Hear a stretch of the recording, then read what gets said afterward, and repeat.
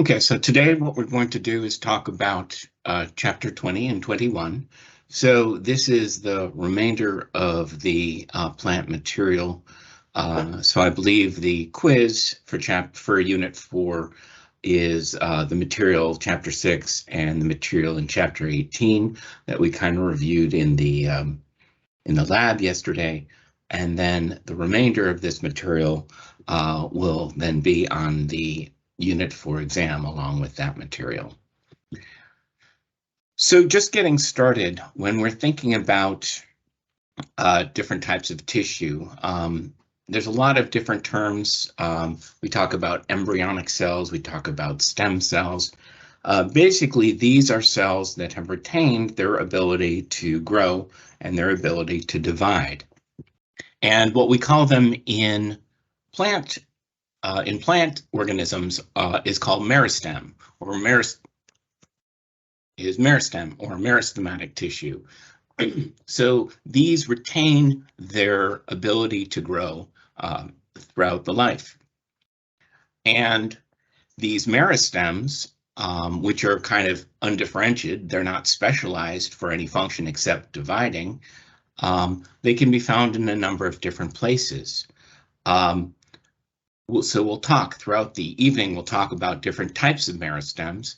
One is the apical meristem. These are actually found at the top of the plant, sometimes at the branches, as well as the roots. So these are meristems that would allow the plant to get longer. And so we'll find them in apical meristems in a number of different locations. But for now, what we want to do is think about, once they do divide, how do they specialize and what types of cells do they specialize into? And essentially you have these cells that are going to specialize into vascular tissue.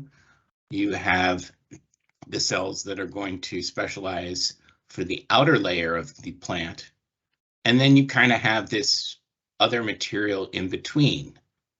So, of course, the vascular tissue, this innermost layer in this case, is going to include the xylem, which, as we'll talk about, is responsible for helping get water through the plant, and the phloem, which will move sugars up and down the plant depending upon the time of year. We'll talk about the epidermis or dermal tissue, the skin, and some specializations there. And then there is the other material, which is known as the ground tissue. And just because, at least in this structure, it doesn't have like a lot of specialization in the stem, it still has, as we'll see, a lot of very important functions. So the outermost layer is, of course, the epidermis, made up of epidermal cells. One of the things that plants have developed through time is a waxy layer. If you actually feel a leaf, it feels kind of waxy, and that is this cuticle that is mentioned right here. And the whole goal is, of course, to prevent water loss. As we'll see, there needs to be a mechanism that we'll talk about a little bit later in the second half of the lecture today about getting water up to those leaves. But the fact of the matter is that these leaves are doing things. We know the photosynthesis, the photosynthesis and how that particular that particular formula requires and includes water as well. A lot of these specializations are developed to help reduce water loss. But what we do see is we'll see little openings called stomata. We'll talk about those a little bit more later on. This sort of looks at three different areas that have the three different main tissue types. So the blue represents the vascular tissue, the orange represents the dermal tissue or epidermal tissue, and then the green represents the ground tissue. And you can see how they have these different patterns at different locations within the plant. So there are a number of different modifications that we can find. One specific one are these little root hairs here. These root hairs are not multicellular. They are actually an extension of the epidermal cells. So it's like the cell membrane kind of has, the plasma membrane kind of goes and then has this big projection out.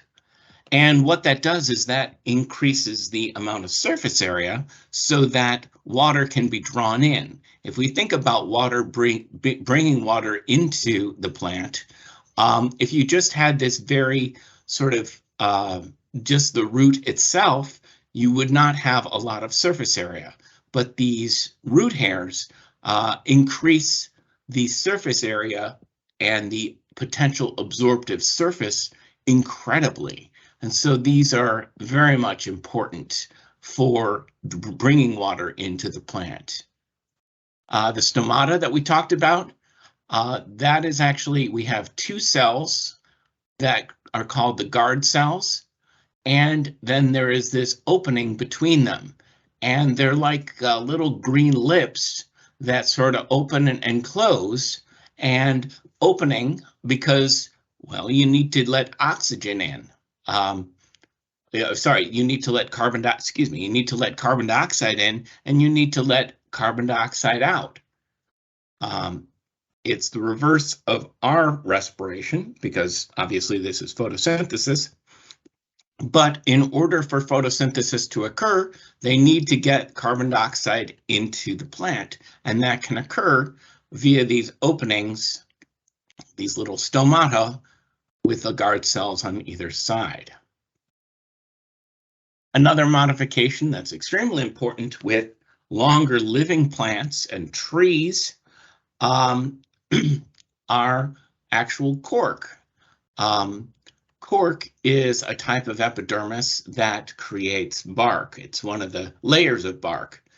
And we'll actually find there is a new type of meristem called a cork cambium.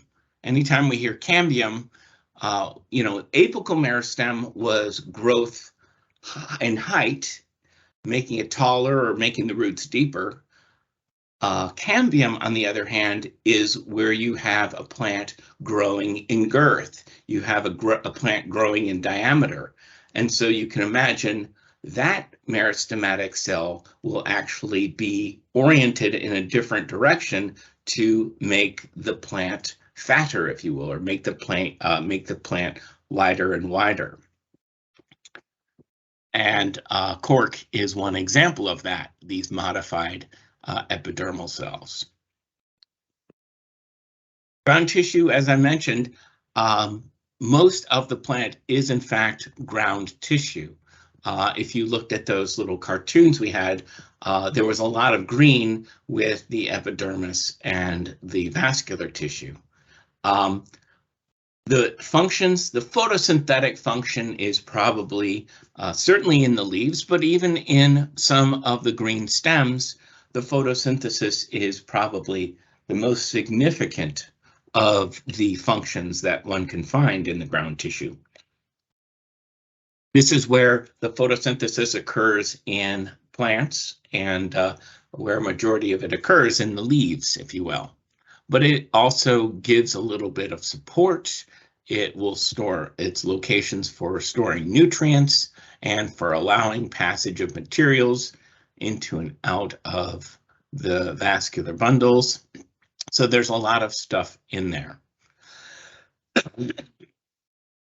Some of the cells, the ground tissue cells, particularly in the xylem, will actually ultimately become wood, and those cells are dead cells that have been impregnated by a chemical called lignin, and that's what gives those xylem cells in trees and whatnot, gives them they're sort of dead at maturity and gives the structure to the tree, of course. The vascular tissue extends throughout the entire plant. As I mentioned, the xylem is responsible for water, as well as any minerals that can be go into solution in that water. And it is always, again, from the roots to the leaves. It's kind of a one-way path. Then the phloem will transport sugar and other organic compounds that are being formed via photosynthesis and other chemical reactions in the leaves, and then send it down to the roots. Although again, we will see that this actually changes at different times of seasons, of course. During the springtime, there's a lot of storage in the roots, and the plant is creating new leaves and new vegetation, and it needs to bring this material, the sugars and whatnot that have been stored in the roots, brings it back up and utilizes those sugars and other organic compounds to create new leaf matter for the new year, especially in our area where we have deciduous trees that do lose their leaves. And of course, we can tap into that during the springtime. If you tap into maple trees, you're tapping into the phloem and capture that sugar that's on its way up to feed the leaves that are being formed for the new season. So this is a look at the vascular tissue of the xylem. These are the water-carrying cells. As you can see, these are dead at maturity. They have the wider ones, the larger ones, which are the vessels or vessel elements.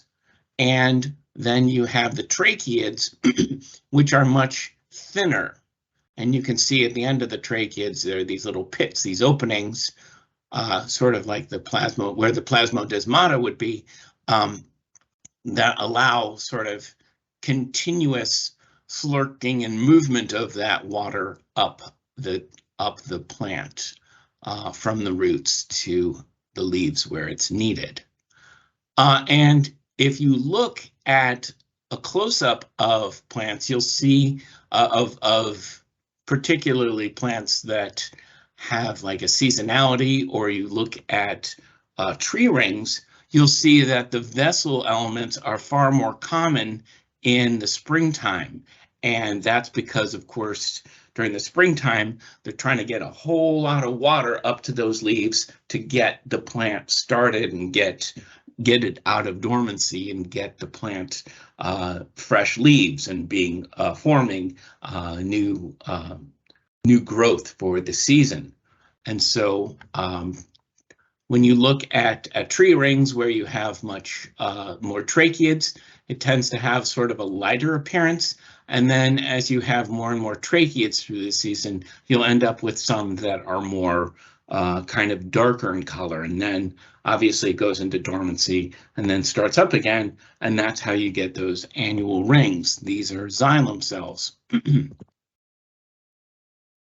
Phloem, on the other hand, unlike xylem, are in fact alive, and they have the main structure, the main sort of compartment for moving sugars and other organic materials up the phloem are these items called sieve tube members. And here we have the sieve tube members with these little sieve plates, these plates that kind of line up to allow passage of material, in this case down, when it's photosynthesizing and creating sugars and other organic material and sending it down towards the roots. Now, in order for looks like everyone there. Okay. In order for the plant cell to be alive and yet be empty, because most of it is used for movement of materials, instead, all of the there is actually a cell called the companion cell that kind of sits right next to it and offers all of the sort of living thing, the DNA, all that good stuff. and then passes any materials that are needed from this live component of the cell to this, which is still live, but is again empty. It's not full of cytoplasm. It's not full of all sorts of ribosomes and other good stuff. All of the living components of that cell are here in the companion cells, again connected by plasmodesmata. So you remember in the first day we talked about sort of different levels of organization, and we talked about cells making up tissues, tissues making up organs, organs making up organ systems. Well, that's kind of where we're going with that. So the second section in chapter 20 is going to be about plant organs, excuse me. And these organ systems include the shoot system, which is, of course, everything above ground, and the root system that is below. And talked about the meristems and the apical meristems, and that is where you see primary growth. You actually see an increase in the growth in the length of the plant, or in the height of the plant, or in the depth of the plant. So we have primary growth happening in both the root system and the shoot system. So there are terminal buds here, which are important, and we'll take a look at that in just a second. And there are, of course, meristematic cells here in the root tip as well. So when we actually look at a terminal bud, this is sort of the top bud at the tippy top of a tree. You can see the meristematic region right here, the region of cell division occurring here. It has these layers of immature leaves to help protect this tender tissue. As it grows, it will actually leave some cells that retain the capacity. Many of these cells will just be specialized into leaves and whatnot, but it will leave, as the meristem grows upward, it will leave meristematic tissue that creates lateral buds. And these lateral buds ultimately could lead into branching of a tree or a plant or whatnot.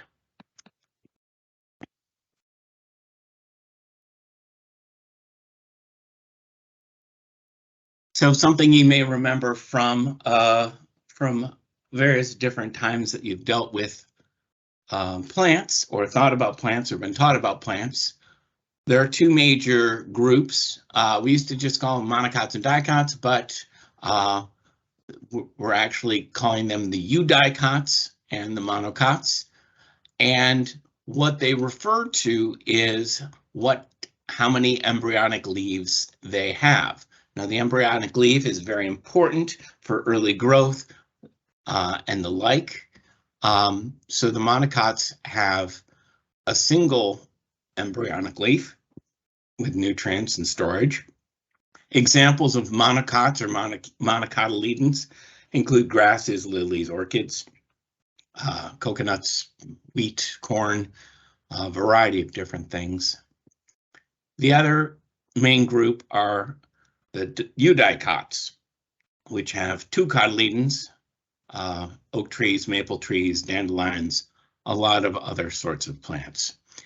And while here we have the seed showing the two cotyledons, you could perhaps imagine if you're eating a peanut and you kind of pop it apart and eat both ends, sort of, you pop one half in your mouth. Ooh, that's one cotyledon. You pop the other in your other mouth and be like, your other mouth. Maybe just use one mouth, but you pop both pieces, and those are the two cotyledons that we think about when we think about seeds and when we think about those sorts of plants. Now, even though it is simply a reference to the number of cotyledons, the fact of the matter is that we actually see that there are consistencies between these plants throughout these different organ systems, and we like to kind of talk to you about some of them. One example is the location of the vascular tissue. In monocots, such as corn and whatnot, we'll actually look at the root, and I think we'll look at that on Tuesday. We'll look at the root and we'll look and see that the vascular tissue is in sort of a ring, versus in eudicots, it's more shaped with little phloems, like I don't know, like, hey SpongeBob, you know, here with the, you know, with the made up of xylem, and then the phloem all around around all the arms of Patrick the Sea Star. Conversely, if you look at the stem in a monocot, we'll see that the bundles of xylem and phloem are kind of scattered throughout, versus in eudicots, they tend to be in a very organized, distinct ring, with the xylem on the inside and the phloem on the outside. In leaves, they form veins, and in general, monocots have parallel veins, whereas eudicots have branching veins. And we don't show you a slide of that now. We'll certainly see that in the laboratory. Another main difference between monocots and dicots relate to the numbers of flower parts, petals, sepals. All the parts will kind of reinforce those ideas. And the monocots tend to have multiples of 3, sometimes 3, sometimes 6, etc. And eudicots have flower parts that are multiples in 4 or 5, or multiples of that. And what if it has 12 petals? Well, you'll just have to ask scientists when you come across that. So again, monocots with multiples of 3, that includes the female and male parts. In this case, the stamens, the male parts with the anthers there, the sepals, which in a lot of plants tend to be green. And so like when you're looking at like a flower, there's like those little green leaves sort of at the base, right at the base of the flower. Those are the sepals, but they can also be colored similar to, in this case, like in a lily or something like that. And here we have an example of a eudicot with 5 petals, 5 stamens, and the like. So summing it up, monocots, a single cotyledon. The root, xylem, and phloem is in a ring, whereas the vascular bundles will scattered in the stem. The flower parts in multiples of 3 versus 2, and the like. Those differences that we've kind of talked about. So let's talk a little bit about some of the main organs in the plant. Obviously, from the shoot system, the leaves are going to be above ground. This is where photosynthesis takes place.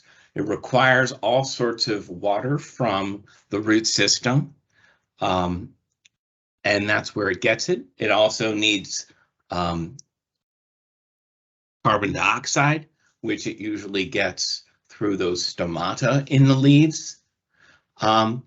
There are, in fact, a lot of our plants around here will lose their leaves during a particular season for water conservation. Around here, our deciduous plants lose it during the winter because, I mean, if you go outside with bare hands for more than a few hours, you will feel your skin will dry up, your fingers become chapped and horrible. Same thing would happen to a like an oak leaf or a maple leaf. So instead, they break down the components, reabsorb those nutrients, and drop the leaves. But not all deciduous plants do so because of temperature. There are a lot of plants in other parts of the world that have a dry season, and they're deciduous. They lose their leaves during the dry season, and then when a more moist seasonality comes in, they will regrow their leaves and the like. Of course, we also have many, many evergreens, most of whom are in the gymnosperm that we talked about in lab last night, that of course retain their leaves. You have a variety of different types of leaves. The way that you determine what a leaf is by looking at the lateral bud. So this is a very simple leaf. It's got this petiole, this place of attachment, and then this large blade.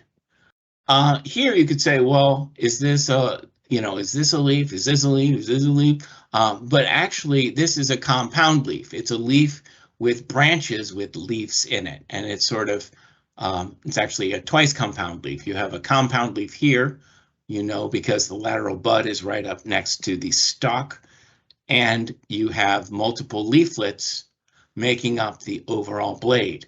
And here you have leaflets made of leaflets, so it's actually twice compound, something like a yellow locust or a black locust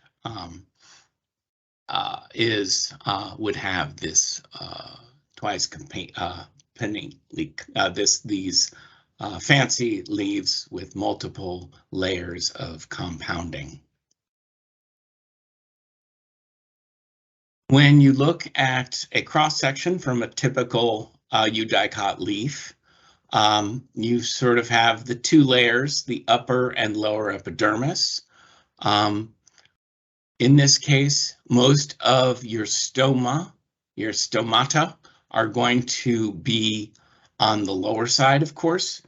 The upper side kind of shades and protects the leaf, so it's kind of on the underside where it has these openings for gaseous exchange, for bringing in carbon dioxide and releasing oxygen.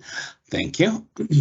One of the things you'll notice when you're looking at a cross-section of a leaf is because eudicot leaves have branching in the vascular tissue, you'll see different sized, you'll see different sized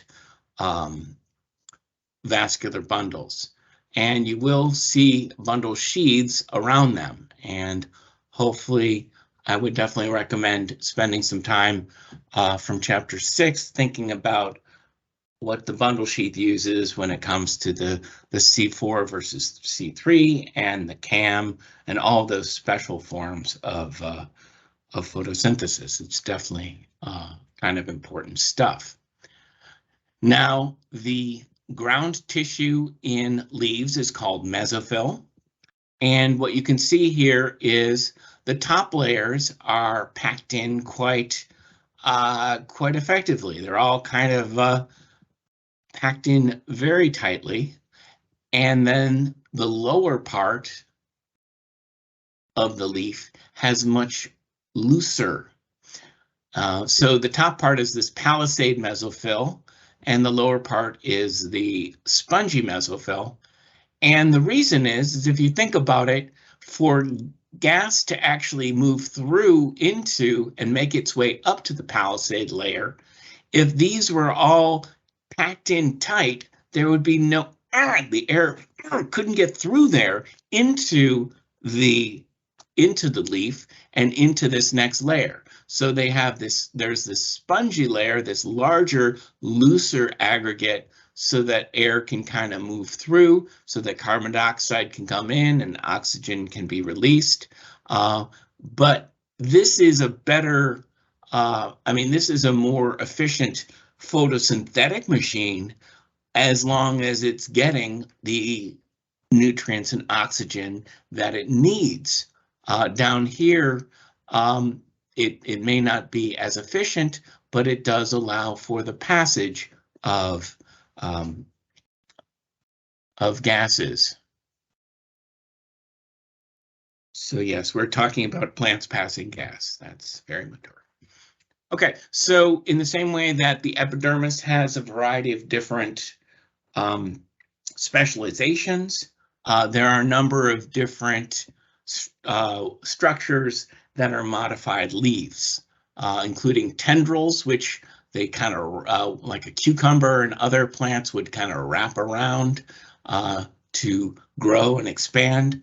The Venus flytrap and other sundews and other types of carnivorous plants, the leaves have been modified to help capture insects for a new, different way of nutrition. And of course, some leaves, like in this cactus, the leaves are actually the spines. What we'll see, spoiler alert, what we'll see is that these green pieces are not leaves, these are actually the stems of the plant. And then the leaves are where these prickers are. And you know how I know that? Because the little meristem right there at the base of them. Stems, of course, get things from one part of the plant to the other. They grow in height, and of course, they're also very important as for plants that grow over many years, where they will have secondary growth, where we'll have growth in girth, growth in the diameter overall. And would find that in all the stems, branches, and roots. Because as you get a larger and larger plant, as you get larger and larger shrub or tree, it has more needs. And the roots need to adequately meet the plant's needs, and so on and so forth. So as mentioned, the leaves of a cactus are these thorns or thorns or prickers. What do we call them? Leaves, thorns, I guess. There are different types of thorns. They're like rose thorns and other thorns. Every rose has a thorn. But these, again, are the leaves. And then, of course, the main paddle of this cactus is going to be the stem. Other modifications, you may think of tubers as being roots, but they are actually sort of underground horizontal stems, and these are storage components. It's not root, it's actually part of, it's a separate entity, a separate organ utilized for storage, but is a modified stem. If perhaps you had a question about, are these sweet potatoes I'm eating or are these yams? It may seem like a didactic question, but the fact of the matter is, to a plant person, you're looking at the difference between a root vegetable and a tuber. I think they're both gross, but no, they're delicious. Okay, so non-woody stems. Let's look at a cross-section of a stem. We've got down here, we've got a eudicot stem with all of the vascular bundles in a nice circle, the xylem on the inside, the phloem on the outside. You have this ground tissue, this pith in the middle, versus the monocot stem, where you can see these are kind of randomly placed throughout the stem. And each of these little bundles has both xylem cells and phloem cells. And again, we'll get a look at these closer up under a microscope on Tuesday. So in the same way that there is ground tissue in the center of this, there is actually ground tissue between these vascular bundles and the epidermis. And again, we have a name for everything. That is the cortex, this narrow band of ground tissue, then the vascular rings, and then the pith in the center.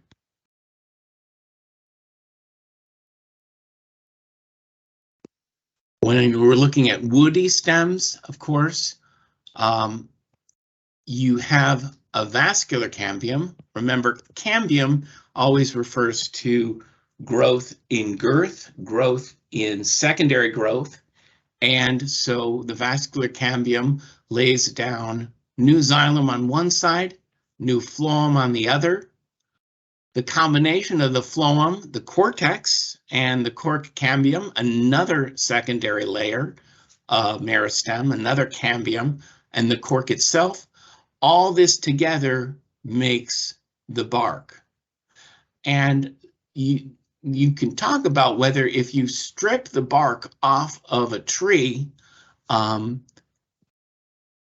to the phloem, down to the vascular cambium, you will in fact kill a tree, because essentially the vascular cambium is the innermost live material that is laying down new cells in both direction, laying down new xylem cells, which ultimately will die at maturity, and laying down new phloem. But Eric, what about cork? Well, cork is actually a really neat type of plant that has this ginormous cork cambium, and it makes a whole ton of cork. And so they gently strip cork off of the plant and use it for all your corky things, your wine bottle closings or whatever else you like to use cork, your scientific experiments, you can put a cork in it, whatever the case may be. But again, they are able to remove the cork. It is such a substantial amount of cork that the plant still survives, because it makes sense. You want to have that plant grow and make more cork. So so secondary growth increases the girth. We got the vascular cambium here doing a nice job laying down the bark to one side, laying down the xylem on the other side.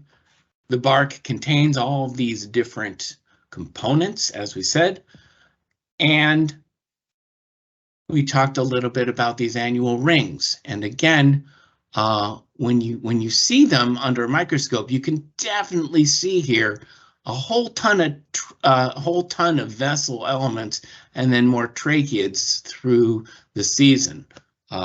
Very much wanting a lot of water to flow through the xylem during the early parts of the year. The pith remains as well, but it is, as a tree gets larger and larger, as wood grows, this pith kind of becomes negligible and ultimately does not really remain. So roots. What do we need roots for? We've already mentioned we need them for absorbing all the water, but also the minerals that are in solution in the water, but they also anchor the plant. They also give it a location and allow it to not flop over. We've all seen, like after an enormous rainstorm with a lot of flooding, we've seen what happens when a huge tree flops over, and you can see the root system, intended to help keep that plant stable and anchored, and how the incredible forces of nature can kind of force that plant on its side, force that tree on its side. And what's interesting is, as a rule of thumb, the root system is equivalent in size and extent to the shoot system. What that means is you have a tree that's 100 feet in the air, you're also going to kind of have 100 feet of roots, if you will. And we already talked about the modifications of those epidermal cells in the roots, these root hairs incredibly increasing their absorptive capacity.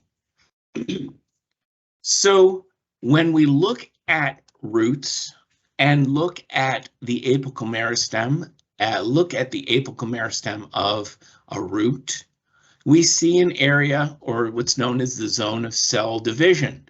So this is an area that is rapidly dividing.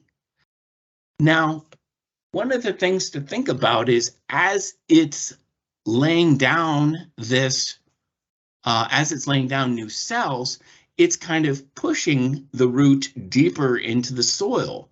And soil, I don't know if you've just kind of taken your finger one day and just kind of jammed it in the soil and just kind of gone down as hard as you can over and over again, pounding away at it with your finger. It hurts. It's not, it's tough. It's very, very hard material. Even if it's wet, it still gets to a point where you come up against some real pressures.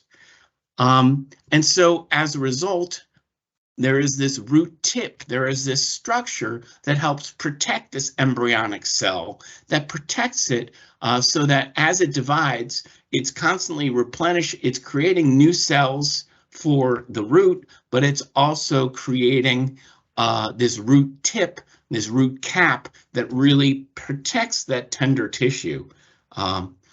So what happens is after division, and we actually took a look at these, look at the cells dividing when we looked at mitosis. There's this area of elongation where you actually will see the cells actually elongate, if you will, and then they mature to the point where the cells actually will become a specific type of cell, where they're actually mature into a particular a specific function and form, if you will. So it has these zones that you'll be able to see. This is a eudicot. You have the vascular tissue, you have the star-shaped xylem with the phloem in the middle. You've got this structure outside called the pericycle, and then endodermis, which is ground tissue, cortex, and then the outer layer as well. So what's the difference? The endodermis is part of the ground tissue. It's a single layer that helps determine kind of what goes into the root and what comes out of the root. The pericycle, on the other hand, is just on the inside of that layer, and the pericycle is actually it's specialized to be vascular tissue, and this is where branching might occur in the roots, if you will. You've got this cortex here between the vascular tissue and the epidermis, and then of course the epidermis itself. Now, if you're looking at this structure and you're like, I am not certain whether I'm in the zone of elongation or maturation, well, look for the root hairs, because once a cell has become specialized to be an epidermal cell and it's fully grown to its longest extent, there may be the establishment of these root hairs to, again, help with absorption and potentially help with anchoring as well. So a variety of different roots, a taproot, let's use a carrot here, where there's just a main huge root with some branches kind of coming off of it. There are fibrous roots. That's going to be like if you rip up your grass and look at the roots, they're very fibrous. They're not a big taproot like this carrot.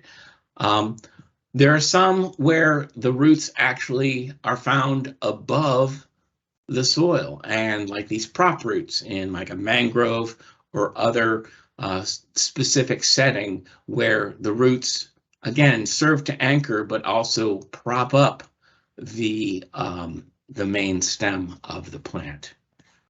And perennial plants will regrow each year from the roots. So as they break down for the winter, they kind of bring all their nutrients and organic matter and sugars back down via the phloem into the roots, and then the next year, new growth occurs. Again, looking at the roots, we have the star-shaped xylem with the phloem surrounding it, and then in the monocot, you have some of the same structures. You have the endodermis, the pericycle. You have the xylem, and then the phloem kind of in the middle here. So it creates this ring-shaped root system, root pattern of vascular tissue, ground tissue, and the like. Okay, so next thing we want to talk about is plant nutrition. So with plant nutrition, what are the things that plants need to survive, and how do they get it? Well, of course, we know from our photosynthesis, we know from the photosynthesis formula, they need carbon dioxide and water to help photosynthesize, but there are also a ton of other nutrients, micronutrients and the like, macronutrients that they need. And they're kind of formulated into just kind of like in the same way that we have certain micronutrient needs and certain macronutrient needs. The plants are in the same way, but they've kind of broken it down into based upon the elements. So this takes it down to an elemental level. So like carbon dioxide and water, dihydrogen oxide, of course, are some of the most important. But potassium, phosphorus, potassium, nitrogen, sulfur, calcium, iron, and magnesium are all very important macronutrients. And then micronutrients include your boron, manganese, copper, zinc, chloride, and molybdenum. You will not be expected to memorize these. I've just sort of remember them just from teaching, but there are a variety of, as with anything where there's a lot of trying to remember like 20 different things at once, there is a mnemonic, C. Hopkins Cafe, managed by my cousin Clyde Moe. That just doesn't even make sense, and no one would name their cafe that. But if you feel the need to impress people at the next party you go to and talk about the macro and micronutrients, this is apparently a way to learn that and alienate your friends. So what happens when they don't get these important nutrients?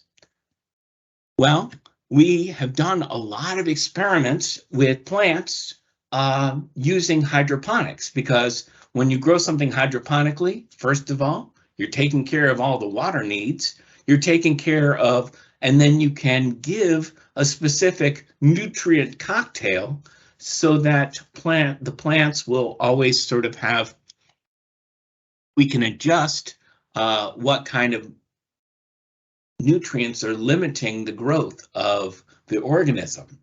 And so in this case, when you grow the same nutrient solution without nitrogen versus with nitrogen, these plants were grown at the same time. You can see a tremendous decrease in the amount of growth here when there is no nitrogen.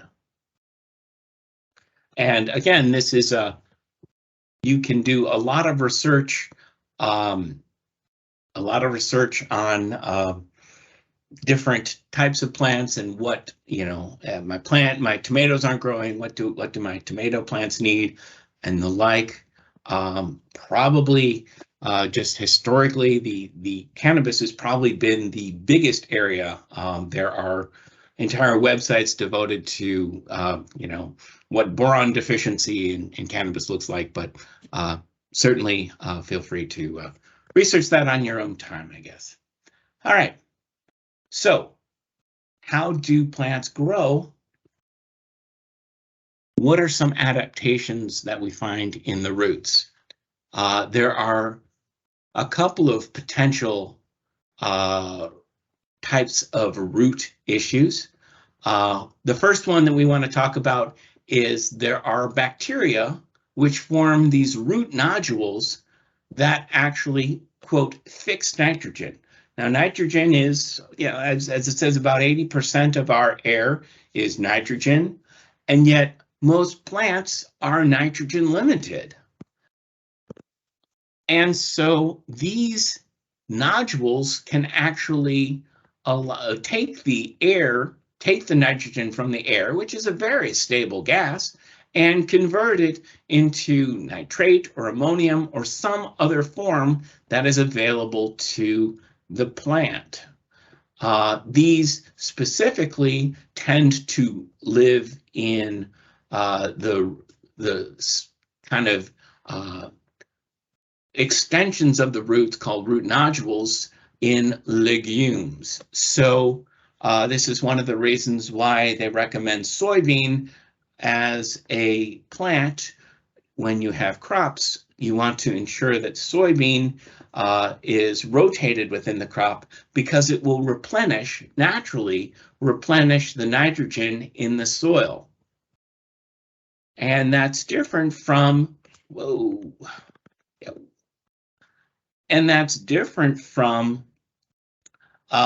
just adding inorganic nitrogen, like nitrogen fertilizer, because that isn't attached to any plant. It can very easily simply wash away and end up in groundwater or other issues.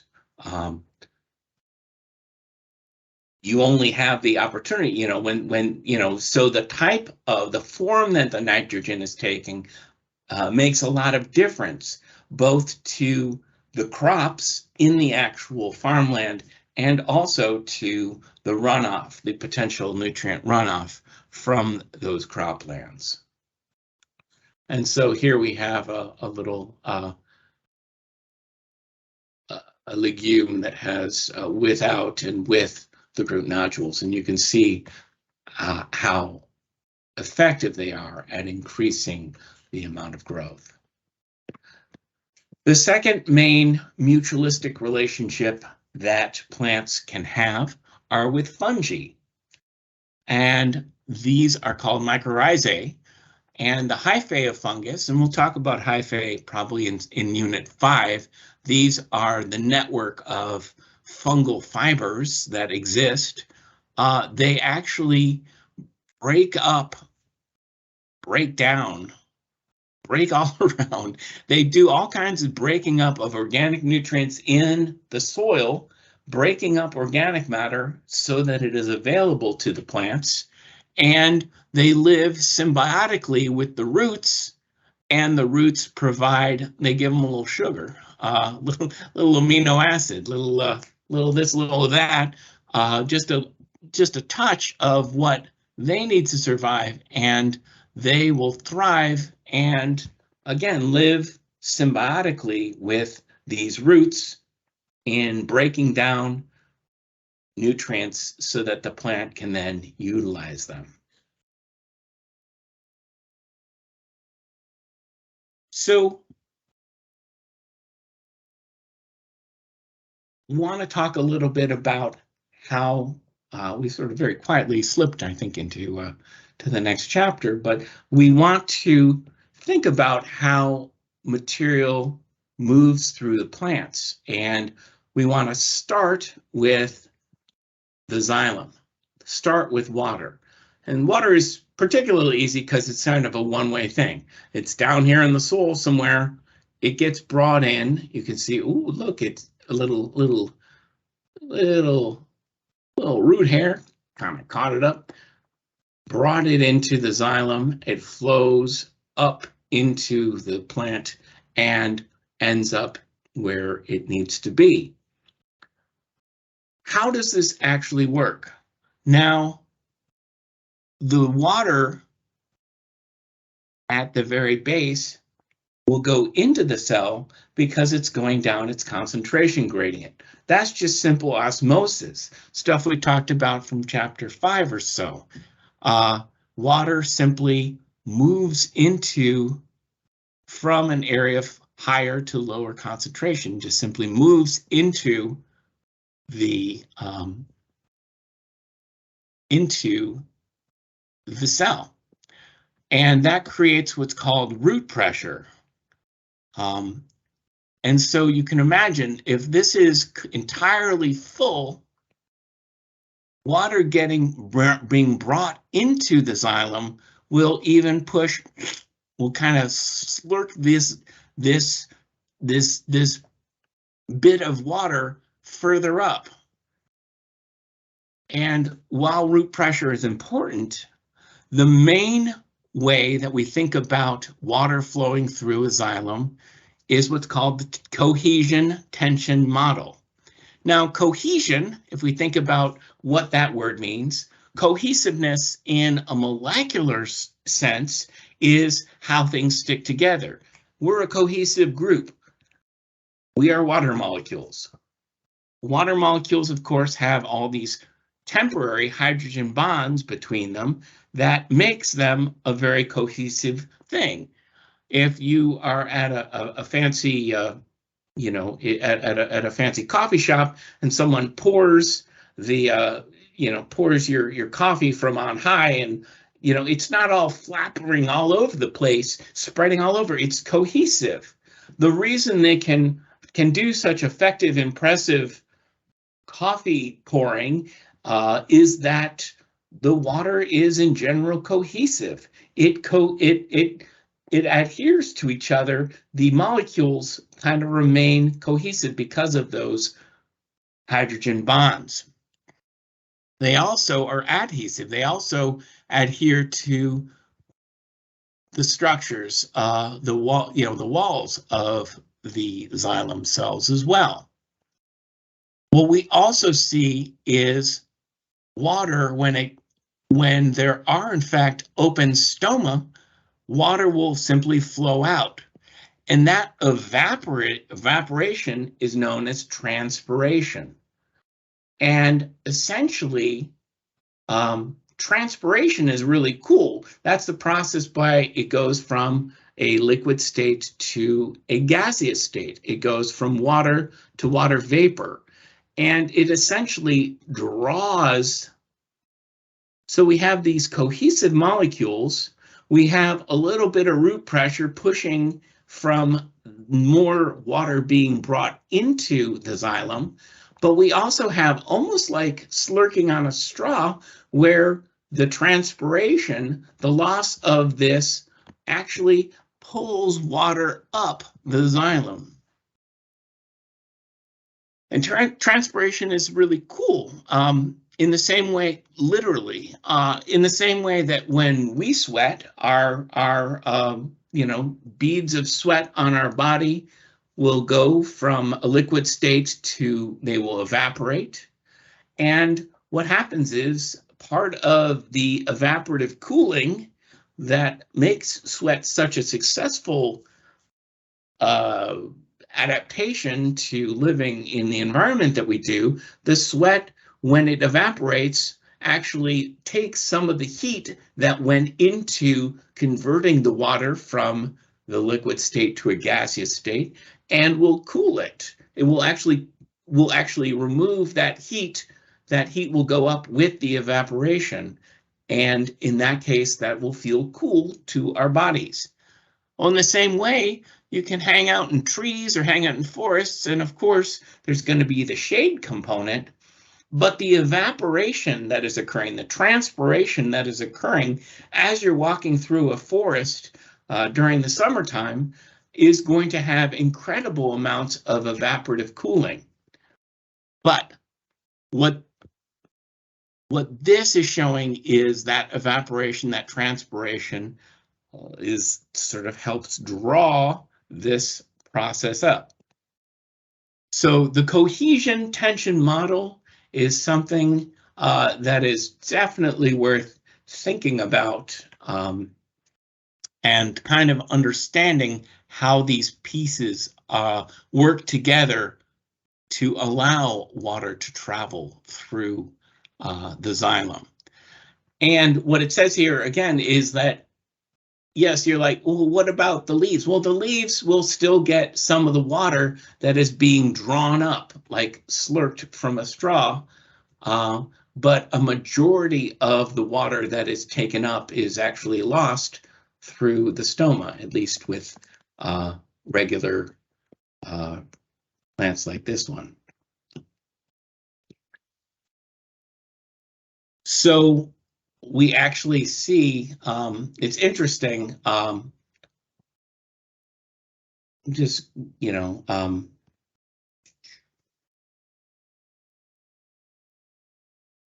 so I'm just gonna briefly talk about this, and then we'll come back and finish up with talk about some other things.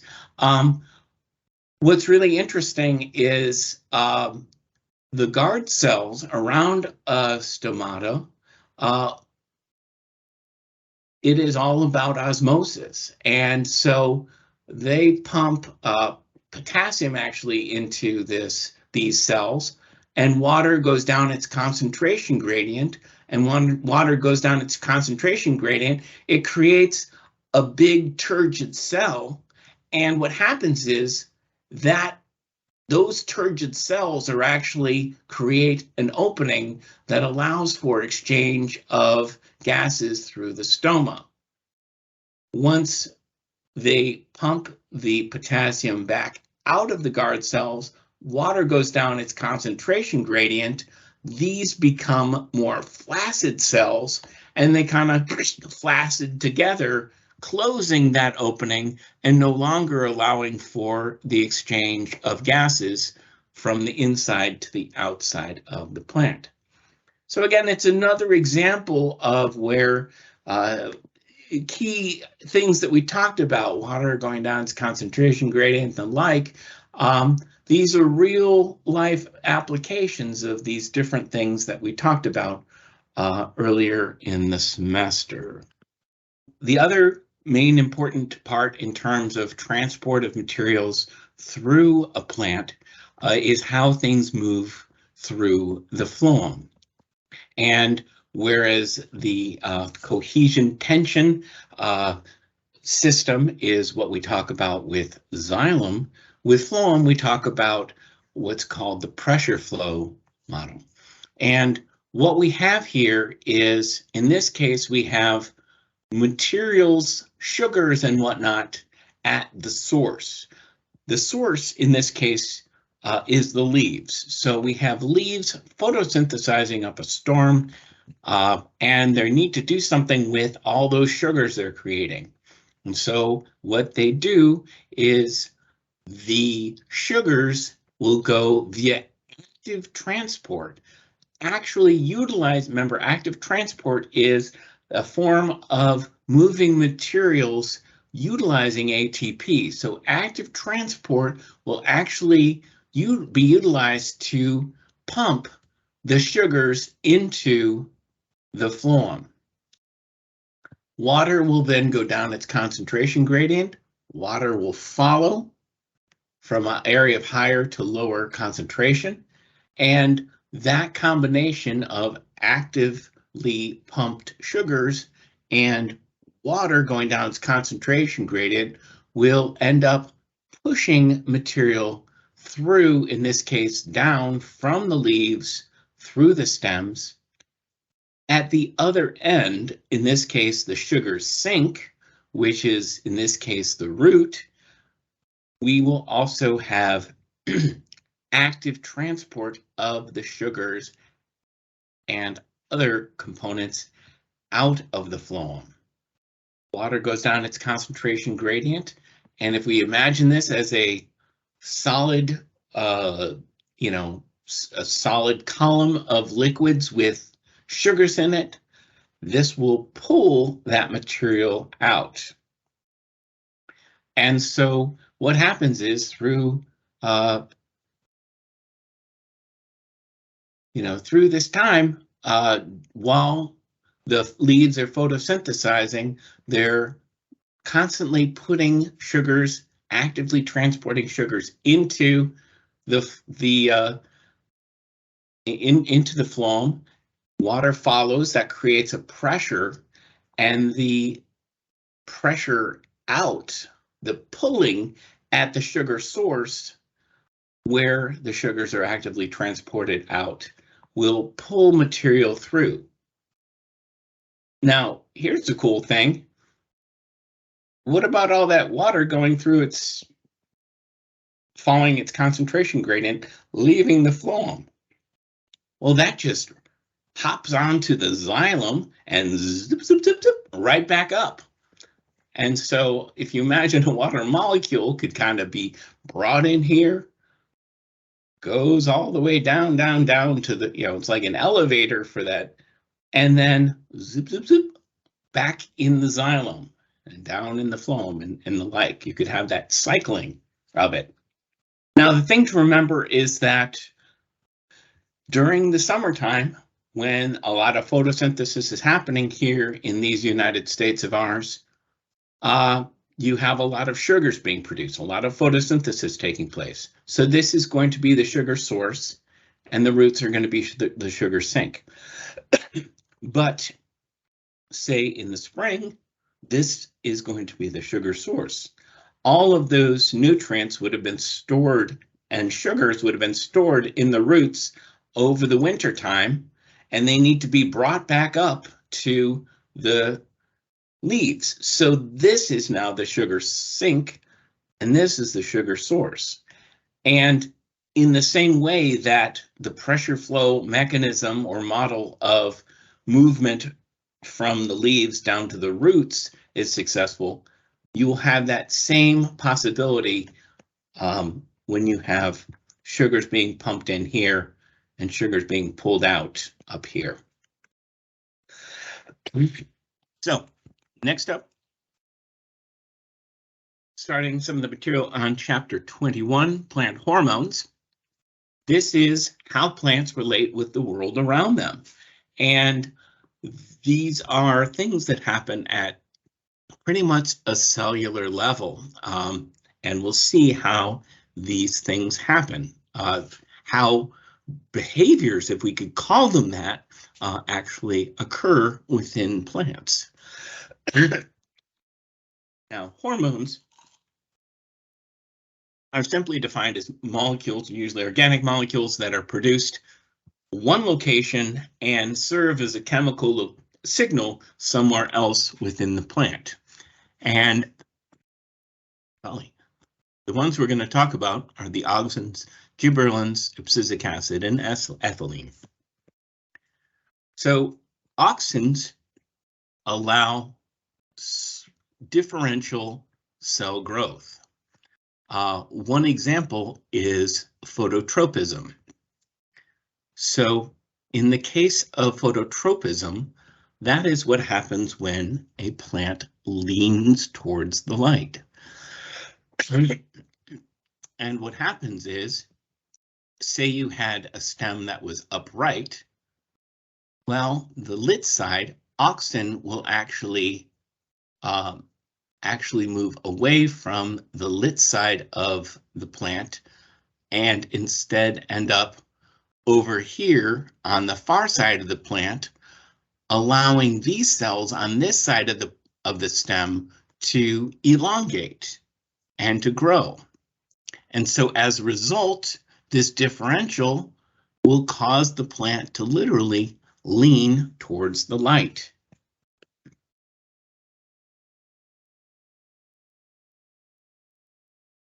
Auxins are also used when it comes to the various different, the growth and what's known as apical dominance. Essentially, there is a saying in plant growth that if you cut off the head, the arms will grow, and if you cut off the arms, the head will grow. So what does that mean? Well, the terminal bud here is a source of auxins, as is the lateral bud.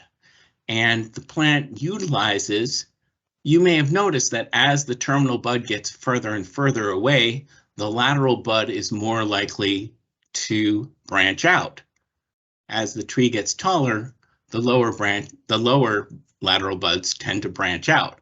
Now, if you cut it off entirely, you will actually you will undo this apical dominance, this dominance at this apical meristem, and will cause a lot more. If you cut off the head, the arms will grow. Also, if you cut off some of these branches, that will actually cause the terminal head to grow as well. Auxins are also, and that is all under the control of the auxins. It's also involved in some root formation, some interesting stuff. Gibberellins, whereas this was more involved with like cell elongation, gibberellins are involved with stem elongation, especially the space between leaves. Now, this particular chemical was discovered by a Japanese scientist who observed these plants that were growing, their stems were growing so fast that they would then flop over onto themselves. And the name given by that doctor was foolish seedling disease, because these seedlings were foolish. They wanted to grow up so fast that they ended flopping over on themselves, which I thought was a very poetic way to put it, and filled with bittersweet ennui. Nevertheless, what they discovered was gibberellins were the chemicals causing this foolish seedling disease, causing these plants to grow so quick that they flopped over on themselves. Also, gibberellins are used with dormancy, that is when a plant is not growing, and seed germination, which is of course a form of dormancy. If you've ever grown a seed, gibberellins tend to keep the seed in its dormant state. It is only once you get water, and if you've ever kind of grown a seed from hand, you know that you need a heck of a lot of water to do it. You're simply washing out the gibberellins and allowing that seed to germinate. So a lot of times they have a lot of interesting different sorts of effects. Abscisic acid deals with seed and bud dormancy as well. Also it's a stress hormone like our cortisol. It can also be utilized during times of increased water stress. So if there's like an emergency stomata closing, abscisic acid is usually involved. The one thing that abscisic acid isn't in fact involved in is abscission. What's that and what does that? Excellent question. Abscission is what we refer to as the official sort of in deciduous trees like ours that lose their leaves. Abscission is what happens when a tree or plant loses its leaves. And it was long thought, because of the stress, because of the dormancy issues within the bud, it was thought that ABA was, abscisic acid was utilized for that. So much so that we called it abscisic acid. But no, it's actually ethylene, another plant hormone that is responsible for causing plants like this holly to lose its leaves. Ethylene is also involved in fruit ripening, and a plant like an apple has a positive feedback mechanism where the more ethylene is there, the quicker it ripens, and the quicker it ripens, the more ethylene is created. And so this, of course, goes back to that whole, it only takes one rotten apple. Well, yeah, if you have one rotten apple that's releasing ethylene, it's going to release ethylene, causing other fruits, other apples to go through the process of ripening quicker and quicker. And soon you've gone from having one rotten apple to an entire bag full of rotten apples because of all this ethylene. The more ripening happens, the more ethylene is released. Now, you have probably, you may have experienced sort of walking around maybe a couple month or two ago. Say you did something like you went apple picking with your friends, loved ones, family, whoever. I suppose strangers as well. But if you went to some sort of pick your own apple place, one of the things that you probably sensed as you're outside, there's kind of like a almost narcotic feeling in the air. It's sort of it's a crisp air. And what you're smelling is all the ethylene. You're smelling that sort of shift in seasons. You're smelling all those apples ripening. And it really can have, kind of not a dizzying effect. It's not psychoactive or anything, but it can certainly impact you as you're going through this process, as you're walking through these orchards with all this ethylene happening. Now, carbon dioxide is a competitor with ethylene for the ethylene sites on the fruit. And so what happens is, of course, when you put apples into cold storage, is you keep them cold. Cold temperature is the ethylene isn't going to move around as fast. So that's going to have an impact. And they also pump those cold storage rooms full of carbon dioxide so that the natural inhibition or the competitive inhibition of carbon dioxide with ethylene will prevent those apples from ripening too quick, so that they can put a stash of the apples and bring them out later on in the season or the like. So those are the ones, the plant hormones that we're going to talk about the most. There are other ways that plants kind of interact with the environment around them. These are kind of generalized responses.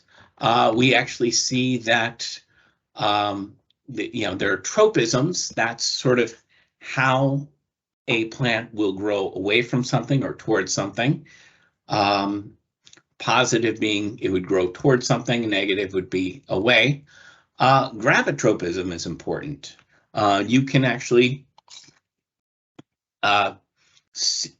seeds, you will see that, like, a seed will orient itself in the soil utilizing gravity, and the same amount of auxin in a shoot that makes the shoot go upward will actually inhibit growth and cause a root to go downward. So the plants are able to orient themselves according to gravity, utilizing these small crystals of chemical that are actually found in those generating seeds. So they'll actually orient themselves according to gravity.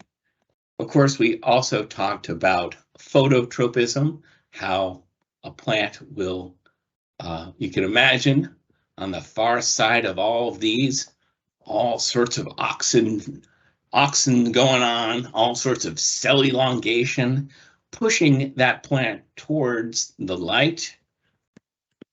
Gravitropism.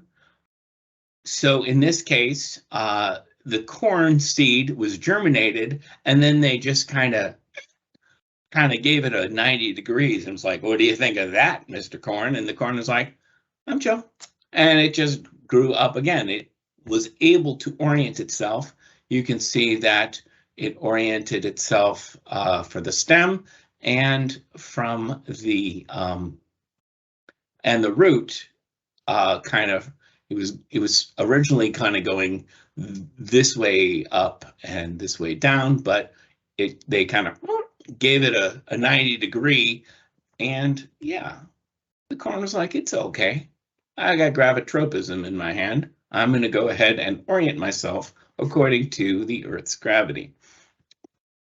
Now, I know that they did some research where they actually took some seeds up into like the International Space Station because they wanted to see, well, without gravitropism, how much can we screw with these seeds? And the thing is, they've never reported back. So I think there's a conspiracy theory there somewhere. Other sorts of ways that plants interact with the environment.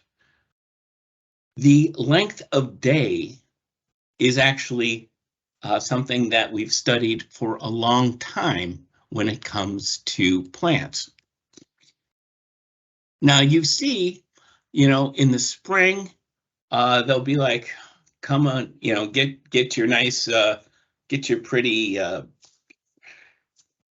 like violets, get some violets, and then they'll be like, well, now you should replace your violets with some petunias. And then in the fall, they're like, hey, it's time for mums. And yes, this could be, big nursery's way of, kind of forcing you to constantly buy new plants for your annual containers. But the fact of the matter is that different plants tend to flower at different times.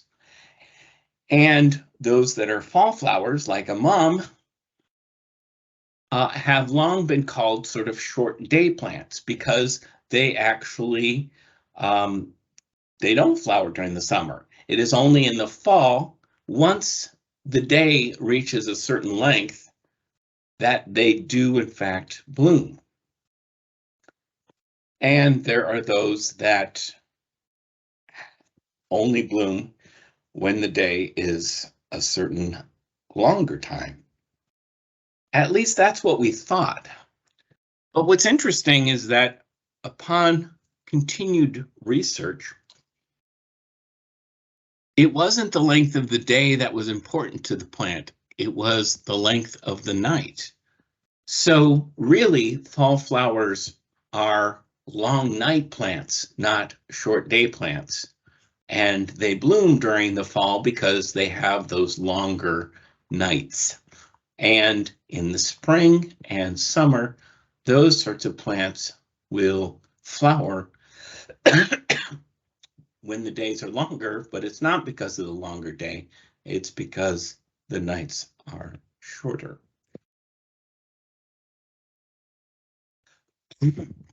So we want to go into a little bit more detail with the alternation of generations in the flowering plants and think about these sorts of things.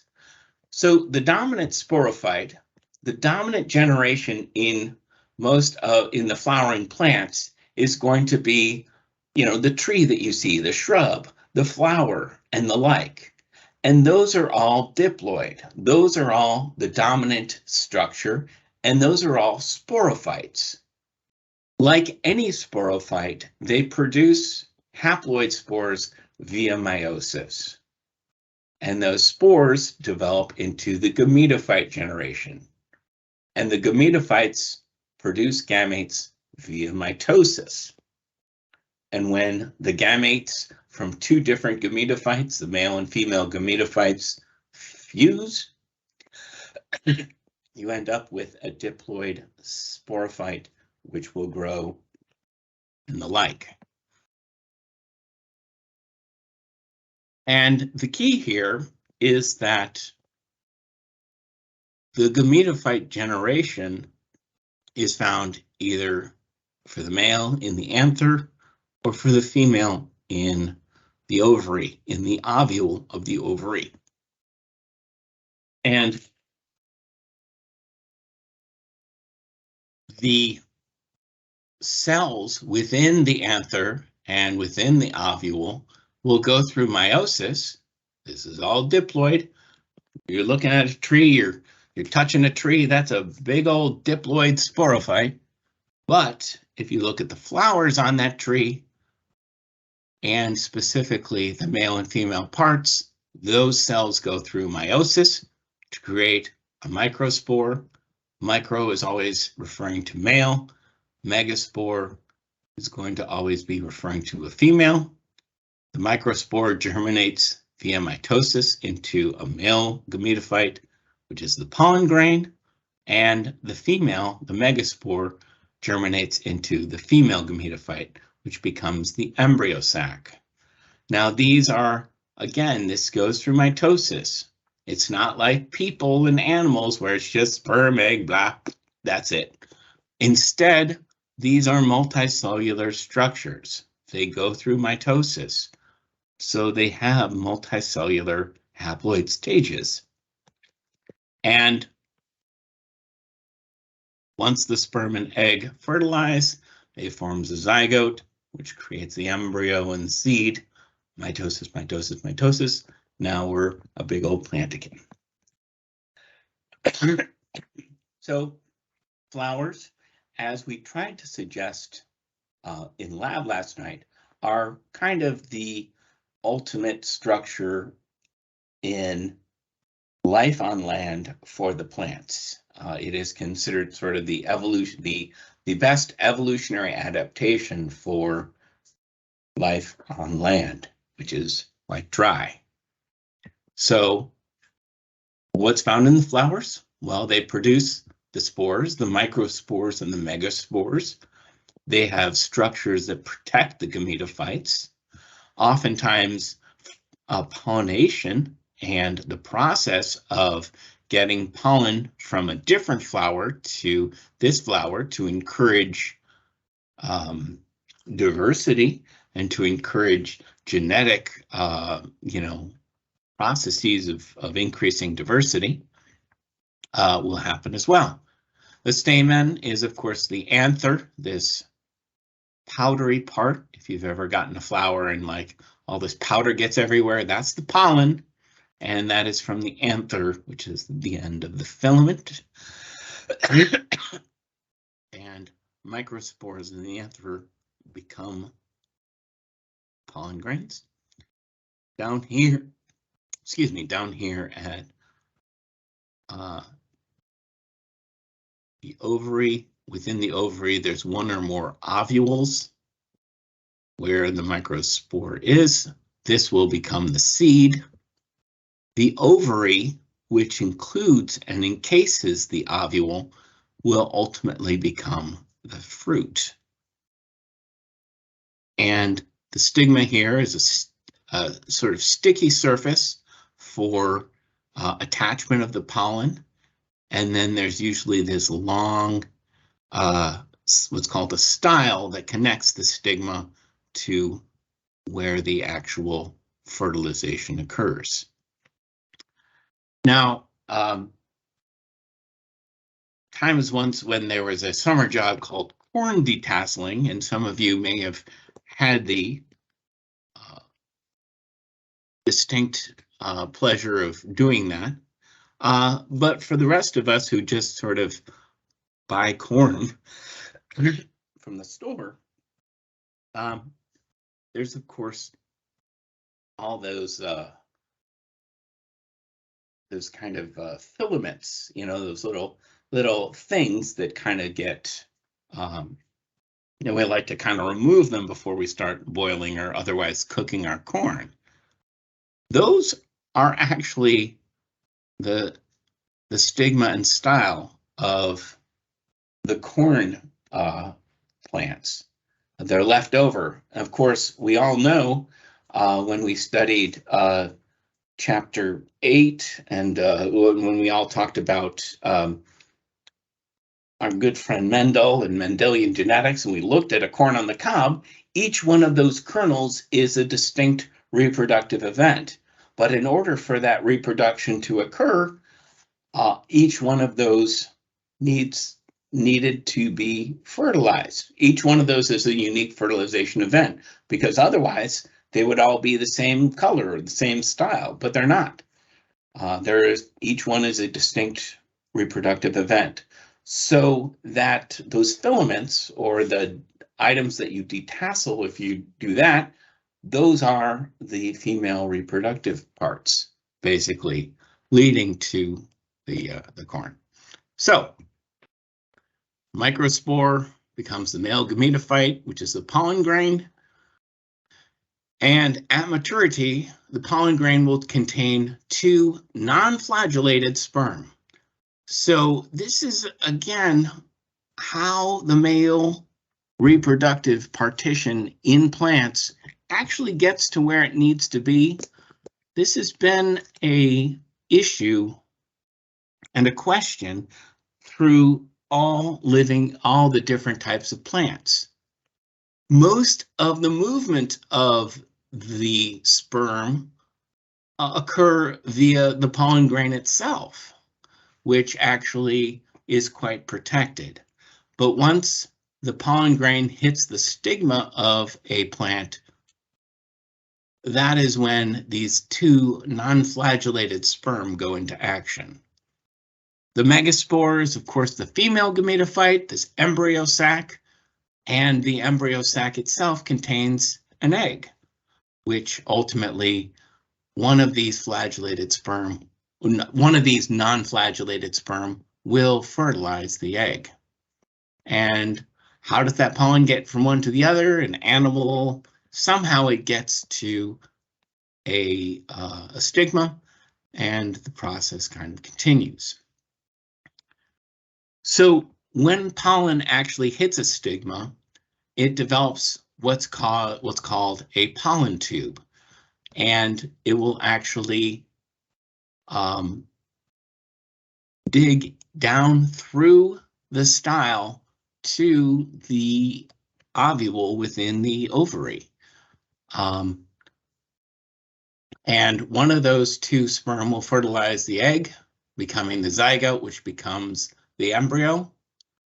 The overall structure becomes the seed. And of course, when that seed germinates, it will be a sporophyte, it will be a diploid cell, and will pass on its genetic information and material. So let's take a look at that. We've got the microspores going through meiosis, forming a pollen grain, going through mitosis to create a pollen grain. The pollen tube passes down through the 2 non-flagellated sperm. What happens at the actual ovule, at the actual embryo sac, is what's known as double fertilization. One of these fertilized, this is a multicellular, the megaspore is formed into this multicellular embryo sac, and one of the sperm fertilizes the egg, the other fertilizes this endosperm nuclei. And that is the second fertilization. So the embryo sac is this 7-celled structure with a single egg. The fertilization of the egg happens.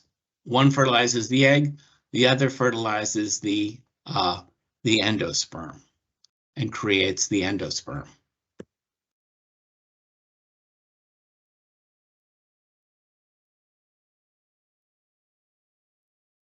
So we'll talk about what endosperm is, but essentially that is nutritional and a nutritional material to allow the seed to form and to allow the embryo to grow. It kind of provides some sustenance and nutrition for that. Now, these flowers that we were looking at, some have petals, all the different pieces, the male parts, the female parts, the pretty parts, and those are called complete flowers, but not all of them do. We can characterize flowers as bisexual, meaning that they have both male and female parts, or unisexual, where they have either one or the other. Additionally, if you have a case where a plant makes unisexual flowers, you could actually have both male and female flowers separately on the same plant, monoecious. Or they could exist, there could be actually completely separate male and female plants, dioecious. So essentially, here we have an example of a monoecious plant with the male and the pollen producing and the female with the stigma and the ovary and the ovule on the same plant. So there's a lot of different ways to kind of think about these different things.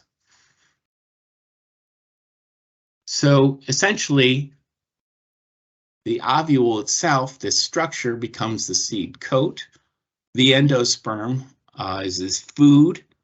As the cotyledons grow, and as we can see in this case, these cotyledons are getting bigger and bigger. They're utilizing this endosperm material for nutrition, for food, and the like. And then the embryo is the other kind of main part.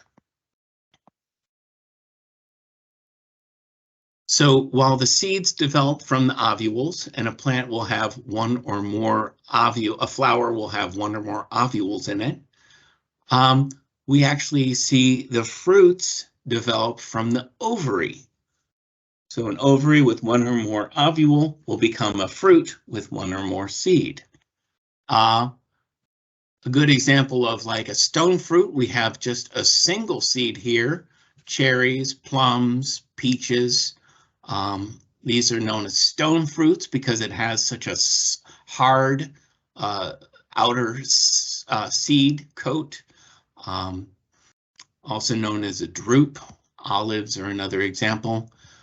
Berries will have multiple seeds like a tomato. Palms such as the apple that you looked at last night. There's an ovary, but there's actually, the ovary is, the fruit is actually just this center part here. All the good juicy stuff that we like to eat is actually from the receptacle of the flower, which is kind of a variation on the theme. But you still might have that little green, well, that's a little green leaf there. That's from, that's the sepal from the flower.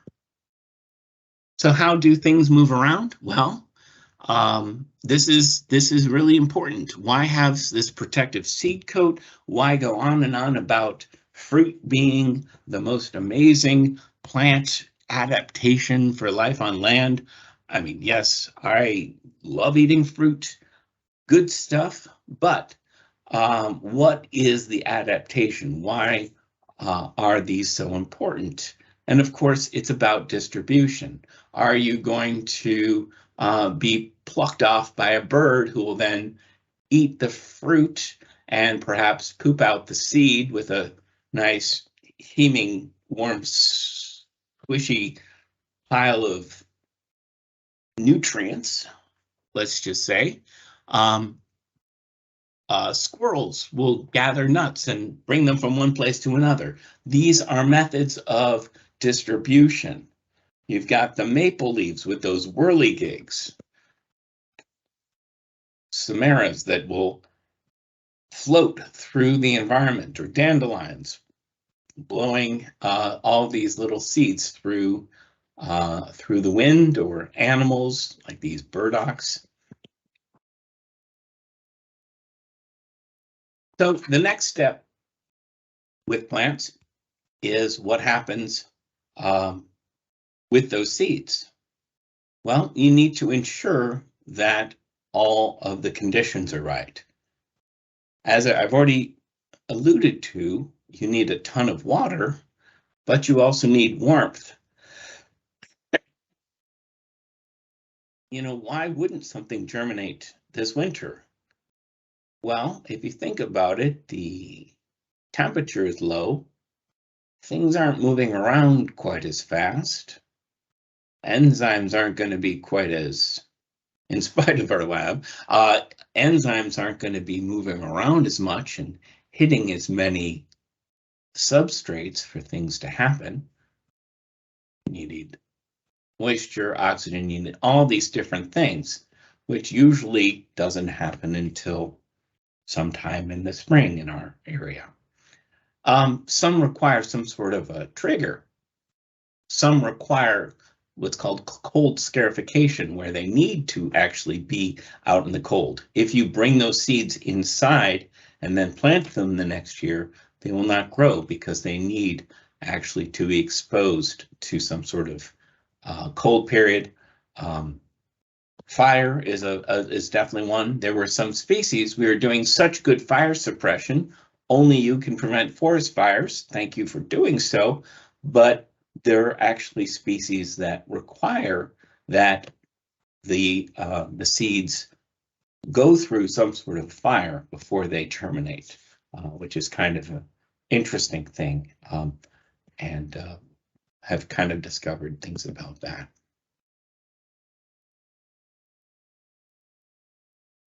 So in this case, we just want to look at what happens to a plant. It germinates, and here it is in the soil. What happens? You've got some nice root action.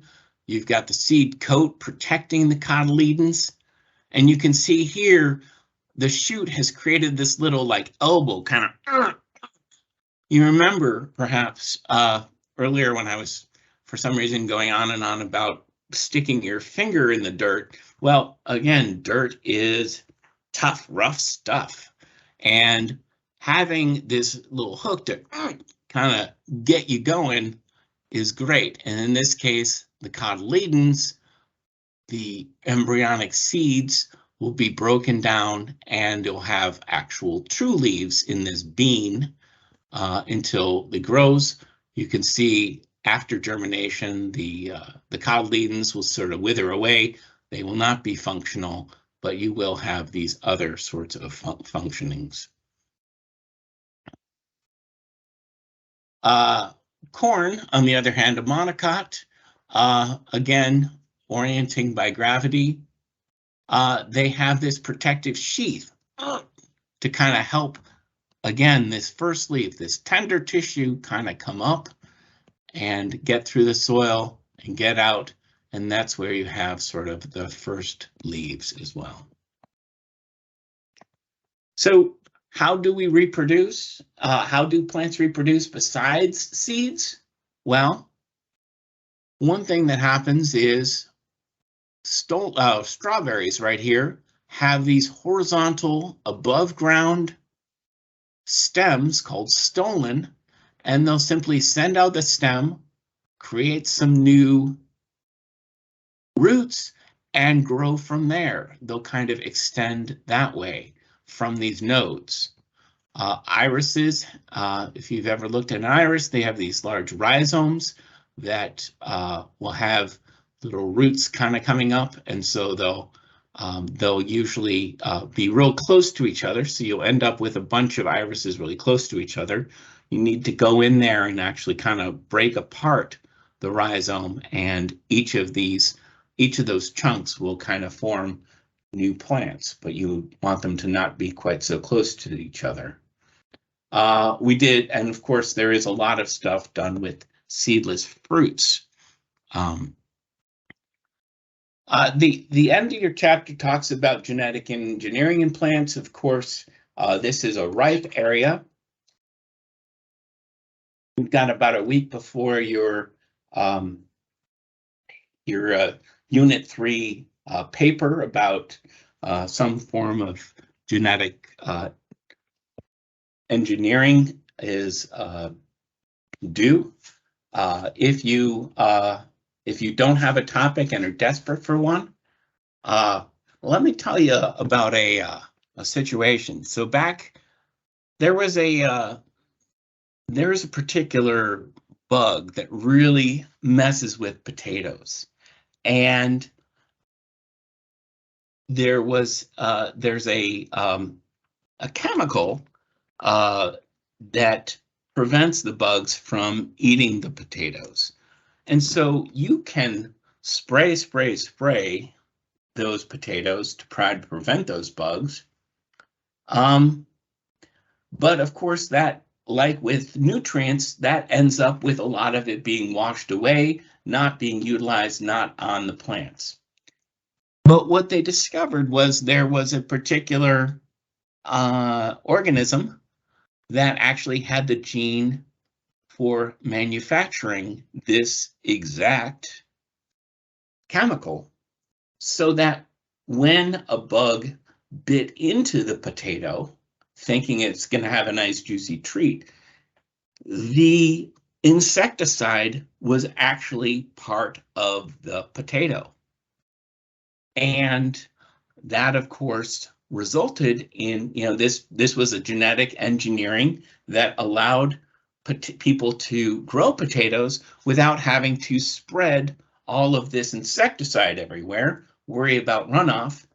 Instead, however, the potato was manufacturing an insecticide against the insects that like to eat it. And you might ask yourself, well, do I want to eat that potato? And back in the turn of the century, late 90s, McDonald's didn't give you a choice. For several years, they actually purchased and utilized these genetically modified potatoes in all their fries. And they didn't tell anyone. So, oops. So it's that's sort of one topic that is kind of interesting, just because it was such a large organization. I mean, they use, a bajillion potatoes a year. I love their fries, so don't get me wrong. I'm not, give me some fries and a frozen Coke, I'm good for a while. But anyway, there are a lot of different areas of genetic engineering in plants.